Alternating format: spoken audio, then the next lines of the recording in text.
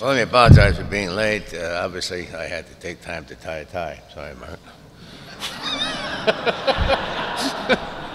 Welcome, ladies and gentlemen. I did get here in time to catch the governor's remarks, and I couldn't agree with him more.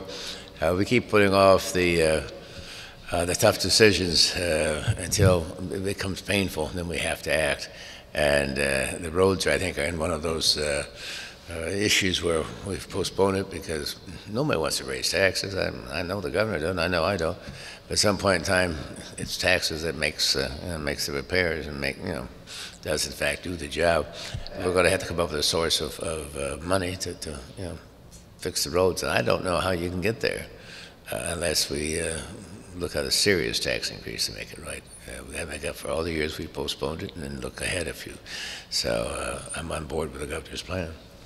I think I repeat myself when I say this over and over again. This cannot be the new normal, what we're seeing here in the state of Michigan. It's very disturbing and it's upsetting.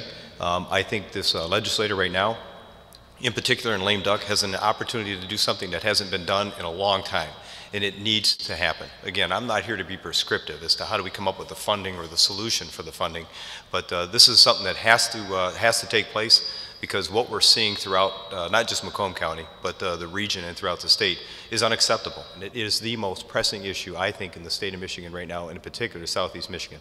We have to come up with a funding solution. This has to get done as soon as possible, and hopefully during this lame duck session. Well, if you looked at what the Senate has passed that now is in front of the House, that ultimately would result in about $1.4 to $1.5 billion in additional revenue after it's phased in over several years. That's in the range of an acceptable solution. So that's why I encourage the House members to vote for it. Let's get something done. Let's get a vote to actually make this increase happen. We're the state that put the entire world on wheels. And now anywhere else in the world, they're talking about how fearful they are about putting their wheels on our roads here in the state of Michigan. It's embarrassing. I mean, if you stop and think about it, we're better than this. We've got to come up with a solution. I'm not here to be prescriptive, but I think it's incumbent upon what's going on in Lansing to figure it out and come up with a solution before the end of the year, because we got a chance here. Two distinct dynamics.